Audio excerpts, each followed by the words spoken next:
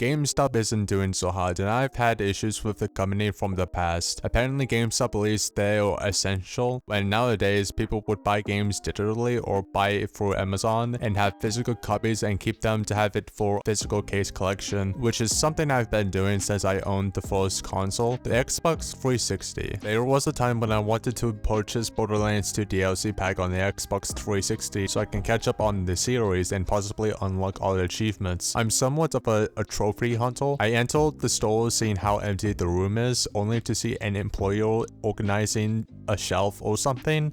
I can barely remember. Yo, can I buy Borderlands 2 DLC package? They responded with, okay, the case doesn't have the physical disc, so I'll have to grab it from the drawer. I didn't understand why, since now I think about it. It was probably to prevent stealing real copies, right? It took a minute to wait, and now they found the disc and put it in the Borderlands 2 case. I paid them with real cash and left. As I got home, I would check inside the case since I had experience once during ordering Assassin's Creed Syndicate off from Amazon. They gave me the wrong copy disc. It was Assassin's Creed Unity, the game I already own and finished 100% as my first completed game on PS4. As I've checked the game I've purchased off from GameStop, I looked inside the case. It was Borderlands 1 DLC pack. Since I've paid for the game yet received the wrong copy, I ended up downloading the DLCs for Borderlands 1 at home because I didn't have those DLCs yet.